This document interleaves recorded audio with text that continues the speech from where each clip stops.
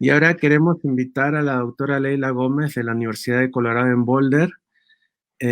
Querida Leila, doctora de la Universidad Johns Hopkins, es profesora asociada de la Universidad de Colorado en Boulder, donde es directora también del Centro de Estudios Latinoamericanos.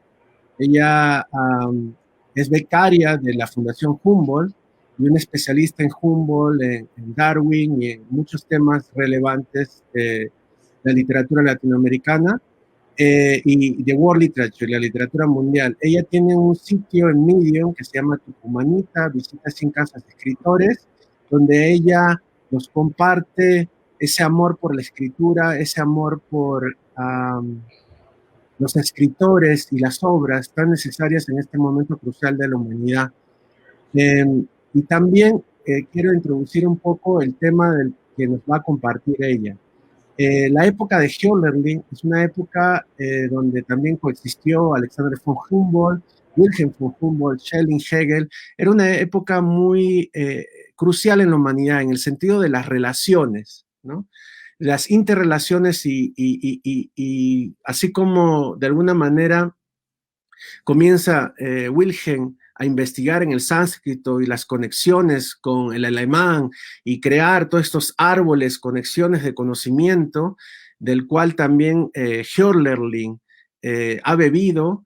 Ella nos va a presentar lo que yo considero la equivalente de Hölderlin en la Edad Media, también una artista interdisciplinaria, una filósofa, una pensadora, una poeta, como Hildegard von Bingen. En ese sentido, quisiera que Florentino nos comparta ahora el PowerPoint de la profesora Leila Gómez. Hildegard von Bingen era música, poeta, mística, ¿no? De la Edad Media, y ella pudo ver las interrelaciones necesarias para entender el cosmos, ¿no? El gran tema también de uno de los grandes viajeros y científicos, intelectuales de la humanidad como Alexander von Humboldt. Ahora les dejo con Leila Gómez, que nos va a compartir sobre el saber medicinal, el conocimiento, ese compartir místico, pero sobre todo de la naturaleza y de las interrelaciones de la naturaleza con el ser humano, y cómo es tan necesaria en estos momentos de crisis de la humanidad. Con ustedes a la doctora Leila Gómez, que nos comparte sobre Hildegard von Bingen y su libro Física. Bueno, muchas gracias. Gracias, Enrique, y gracias, Florentino. Me pueden escuchar bien, ¿verdad? Sí, te escuchamos perfectamente. Ok. Bueno, primero tengo que decir que no soy, voy a hablar no desde el lugar de la especialista, porque no soy especialista en la obra de Hildegard de Bingen, pero sí soy una aficionada y bueno, una gran admiradora de esta monja medieval, abadesa, compositora, escritora, pintora y principalmente médica, ¿no? De esto es de lo que voy a hablar ahora. Y mi admiración por Hildegard comenzó cuando obtuve esta beca de la que habló Enrique, de la Fundación Humboldt, para estudiar y escribir en Alemania por un año, y visité su abadía, la abadía en Eibingen, y esa es la foto que creo que están viendo ahora. La visité varias veces, la descubrí durante ese año en Alemania. Yo también vivía en Frankfurt y aprovecho para saludar a Karen, que es mi amiga, y nos conocimos ahí. Bueno, lo que recuerdo de estas visitas es lo que se ve en la foto, lo expresa muy bien, es los viñedos alrededor de la abadía, en la colina, al borde del río Rin. Y estas visitas a Hildegard fue una sorpresa ver el blog ahí. Es una cosa un proyecto nuevo que he comenzado ahora a escribirlo, pero que bueno, empezó hace muchos años con estas visitas a diferentes casas de escritores. En este caso es la abadía de Hildegard. ¿Y qué es lo que intento hacer con estas visitas y en este proyecto? Es de alguna forma intentar recuperar eso que parece irrecuperable, ¿no? Que es la la presencia remanente de un escritor que puede estar muerto, desaparecido o ausente, pero cuya presencia todavía habita esos lugares donde estos escritores vivieron y crearon, ¿no? Entonces, lo que voy es en busca de eso, que es lo elusivo, esa presencia-ausencia es lo que hace más atractivo el proyecto, y es esta presencia-ausencia de Hildegard en su abadía lo que intenté recuperar ahí cuando visité y cuando escribí esta entrada sobre ella. Pero esto que es elusivo en Hildegard no es solo en relativo a su presencia en la abadía o su identidad biográfica, histórica, una Hildegard que es muchas Hildegard, ¿no? Con todas sus facetas y sus profesiones como abadesa, sino también en sus libros, ¿no? Entonces, tal vez podemos pasar a la siguiente imagen en el PowerPoint. Del libro que quiero comentar ahora un poco más es el libro de física. Carmen anteriormente hizo una referencia a la definición de lo que se entendía por física y yo voy a profundizar aquí en lo que Hildegard entendía por la física. Y digo que es elusiva su presencia en este libro también porque no es un libro, no es la única versión, ¿no? Lo que sabemos de estos manuscritos medievales es que no es la única versión que existe de este libro. Este libro es varios libros, es varias versiones de este libro, y la primera que surgió en 1533 con este nombre Física fue publicada en Estrasburgo por el editor Johannes Scott, y en esta edición, por ejemplo, toda una sección del libro no aparecía, que es la sección dedicada a las piedras. Luego se descubrió otro manuscrito en la Biblioteca Nacional de París, que es la versión que yo consulté, bueno, en la traducción en inglés, que fue publicado en 1882. Pero la versión del manuscrito encontrado era también del siglo XV. Y al menos existen 4 manuscritos más en diferentes lugares de Europa, en Alemania, en Italia, también en la Biblioteca del Vaticano en Roma. Entonces, esto me hace pensar también en lo elusivo de hablar de la obra de Hildegard, que es un libro que es varios libros, un libro que contiene todos los libros, ¿no? Una cosa muy borgiana. ¿Cuál es esa versión que contiene todas las versiones del manuscrito? El libro, la versión que consulté, que es la edición que pueden ver ahí en la foto en el margen derecho, tiene 9 secciones. La primera se llama Plantas, la segunda Elementos, que bueno, contienen el aire, los vientos, los océanos, etc. Luego otra sección que se llama Los árboles, otra Piedras, peces, pájaros, animales, reptiles y metales. Cada vez que se describe uno de estos elementos, no se habla tanto de la apariencia física de una planta o de un árbol o de un animal o de un pez, sino más bien se habla de las cualidades básicas, los atributos básicos de estos elementos, si son calientes, si son fríos, si son secos, si son húmedos. Básicamente esas son las 4 calidades básicas.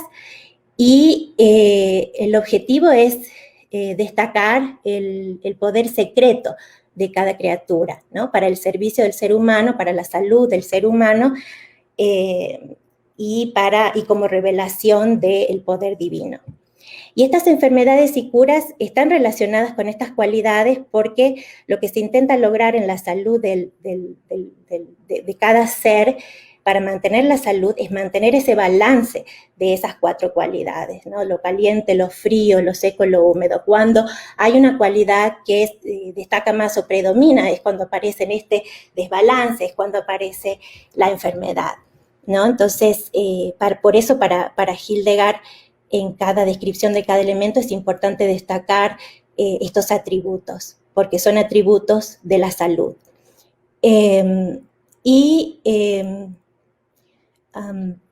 Es un libro que también, por supuesto, es un libro o sea, escrito en el siglo XII, se basa en la teoría de los humores, que es una teoría de la antigüedad griega, pero también de la medicina oriental. Y esto lo incorpora Hildegard en su conocimiento sobre la naturaleza.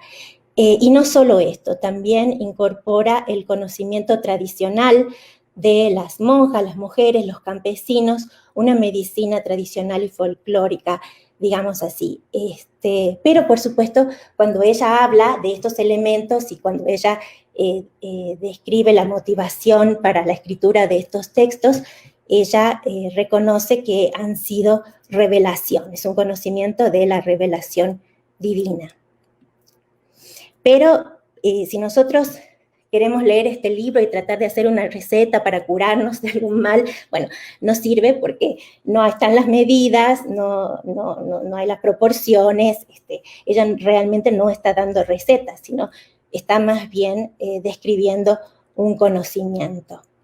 Así, por ejemplo, del comino, y yo elijo algunos que son mis favoritos, del comino, por ejemplo, dice que es seco y de calor moderado, así que no importa cómo se lo coma porque siempre es útil y siempre es saludable para la persona que está congestionada, sobre todo. Pero si una persona que sufre del corazón se excede en el consumo del comino, esto es muy dañino porque el comino es cálido, el calor es fuerte y puede hacer mal al corazón, que no puede ser demasiado, no debe tener tanto calor porque ya es un órgano del calor. Entonces ella va haciendo estas comparaciones que me parece interesante destacar, porque la idea es, lo que se ve en todo el libro justamente es ver cómo estos atributos interactúan entre sí y deben crear un balance para la salud del cuerpo humano, la salud del cuerpo y la salud del espíritu. En la parte, otra descripción interesante es la descripción de las hojas del aspen. También pienso en el aspen, es un árbol que es muy presente en mi vida aquí en Colorado, y las hojas del aspen pueden servir para curar a un bebé. Entonces, un bebé que tiene fiebre o está enfermo, si uno dice Hildegard, hay que envolverlo en estas hojas, dejarlo cubierto en este envoltorio toda la noche y el niño al día siguiente amanece recuperado. Y luego, otro ejemplo, por ejemplo, es en el mundo de los animales, es el unicornio. Y esto también es muy interesante porque en el bestiario medieval nosotros sabemos que hay animales reales y animales imaginarios, pero lo interesante, además de la descripción que todos conocemos acerca del unicornio, que solamente puede ser capturado por las vírgenes, que ni siquiera los niños pueden acercársele, mucho menos los hombres o los adultos. Además de esta descripción del unicornio, la clásica ella agrega para qué sirven, por ejemplo, el hígado pulverizado del unicornio, se lo puede mezclar en una suerte de ungüento con un huevo y entonces cura la lepra, ¿no? Entonces, todo este conocimiento que es revelador de una fuerza divina, pero que al mismo tiempo es muy práctico en el sentido de que se pueden tocar todos estos elementos y se los puede manipular para afectar la realidad.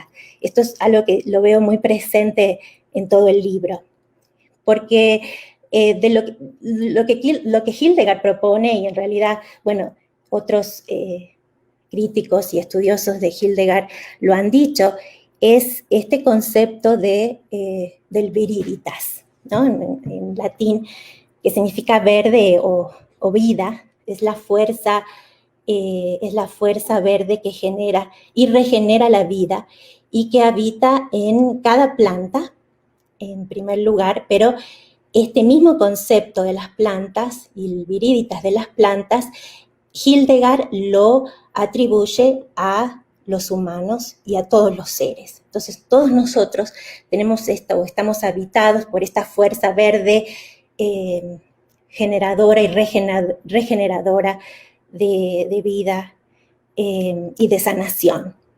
Entonces, al hacer esta conexión de este viríditas que es universal, ella otra vez conecta al ser humano, al individuo, con el medio ambiente como algo inseparable. Esto que ya sabemos, pero bueno, en el siglo XII era el conocimiento más importante para la medicina en Hildegard. Victoria Sweet es una médica de California que ha escrito unos libros muy interesantes sobre su experiencia en la práctica médica y en la medicina moderna, y también ella es una especialista en Hildegard. Y por eso me gusta leer lo que Victoria Sweet en general dice de Hildegard, porque con su conocimiento médico y su conocimiento de la práctica moderna de la medicina, puede comparar lo que hace Hildegard en el medioevo, ¿no? El otro tipo de conocimiento médico y práctica médica, que para Victoria Sweet es lo que ella llama la medicina lenta, ¿no? Y entonces esto es algo que mencionó Enrique al inicio, acerca de la manera que entendemos el cuerpo humano en la medicina moderna y la manera que entendemos o se entendía el cuerpo en la medicina de Hildegard y también en la medicina lenta, contemporánea. Es esta idea de que el cuerpo en la medicina moderna es una máquina constituido por partes, ¿no? Esta máquina. Y las partes pueden ser sanadas separadamente del todo. Es decir, si hay un problema en el brazo, puedo arreglar el brazo sin necesidad de pensar en el resto del organismo. Esta imagen, esta idea del cuerpo como máquina es la que caracteriza a la medicina moderna. Y Victoria Sweet remarca que para Hildegard el cuerpo no es una máquina, sino una planta, ¿no? Y funciona con ese todo que está constituido armónicamente por diferentes partes, pero que forman parte de un organismo total. Y entonces no se puede tratar una cosa separada de otra, como tampoco se puede tratar el individuo separado de su medio ambiente, y si uno quiere realmente curar al individuo. Y la sanación, por supuesto, es una sanación que no es solo física, sino también espiritual. Entonces, para Victoria Sweet y en su lectura de Hildegard, lo que debe hacer el médico es facilitar que esa viríditas circule, genere y regenere vida, y alejar esos obstáculos, los obstáculos para la viríditas. Y esa es la tarea de la medicina de Hildegard, de la práctica de Hildegard y también de la medicina lenta. Y una cosa importante de mencionar aquí es que esta profunda conexión entre el individuo y las plantas es parte de, o es constitutiva de el conocimiento horticultor, ¿no? de Hildegard como jardinera, y el conocimiento de los campesinos medievales también, integrado a su observación de la medicina como parte de la vida cotidiana de del mundo campesino, del mundo rural. Entonces, ahora que siento que he hablado muchísimo, quiero decir la última cosa, que podemos pasar a la siguiente imagen, que es la imagen de el huevo cósmico. Lo que vemos aquí en el huevo cósmico es justamente otra expresión de la totalidad integrada por todas estas partes que forman el uno, ¿no? Y en general la interpretación de la mandala, que es el símbolo de la totalidad, esto es, es el círculo concéntrico, rodeado de múltiples niveles de significados y otros símbolos, las estrellas, en este caso el cielo, el cielo azul, el universo, y en los 4 extremos, o bueno, 4 arriba, abajo, y en el centro, en los 2 extremos, están los 4 vientos de los 4 puntos cardinales. Esta es una interpretación, es la interpretación más común, de la esotérica, pero también hay otras interpretaciones más de género, o feministas, que son las que hace Victoria Sweet, por ejemplo, cuando dice que en realidad esta es la imagen de un parto, ¿no? Es la imagen del nacimiento, es la imagen de la vida que sale del útero de la madre. Y ella como médica dice, es una imagen con la que yo me he encontrado muchas veces en una sala de parto, y entonces ella piensa, claro, esto que es la vida está asociada directamente al cuerpo femenino. Para otros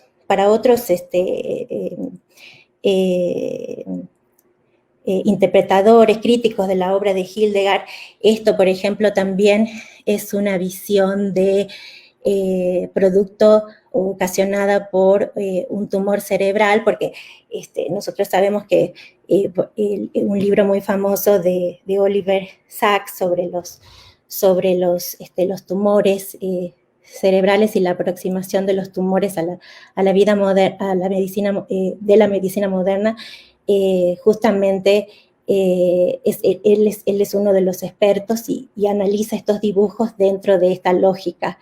Es decir, hay múltiples interpretaciones de la vida de estos textos, hay múltiples interpretaciones de lo que fue Hildegard, lo que fueron sus conocimientos acerca, o su práctica médica, y yo creo que justamente lo que hacemos aquí es una aproximación a lo que posiblemente fue ella y lo que posiblemente fueron sus obras. Muchas gracias, querida Leila, por tu excelente presentación sobre Hildegard y sobre esas correspondencias, sobre la relación entre el hombre y el cosmos, el hombre y la naturaleza, que también se presentaron en la época de Hölderlin. Y ahora quería agradecer profundamente tu intervención. Y ahora, Florentino, puedes entrar para que le agradezcas a Leila también por su participación. Muchísimas gracias, Leila, muchísimas gracias, en verdad, encantadísimo con todo lo que has comentado, y además estas conexiones que has recuperado de las distintas visiones de la medicina, de la cosmovisión, y además también trayendo la tradición, por ejemplo, oriental, y esa pertinencia de una creadora, una mística, una pensadora, una artista total como era Hildegard de Bingen o Hildegard von Bingen, en consonancia con un creador como Hölderlin, ¿no? Que efectivamente existen estos puentes, estas relaciones. Hölderlin no surge pues de una manera aislada, hay toda una tradición, existe toda una relación, y creo que nuestro público y nosotros nos quedamos con esta con esta preciosa expresión y además investigación que has podido compartir con nosotros, Leila. Te agradecemos muchísimo en nombre de la ciudad de Lima y de la ciudad poética que está contemplándote, y además de la Municipalidad Metropolitana de Lima, que por la generosidad y la profundidad de tu compartir, estimada Leila, de verdad, muchísimas gracias. Muchas gracias. Bueno, muchas gracias a los dos.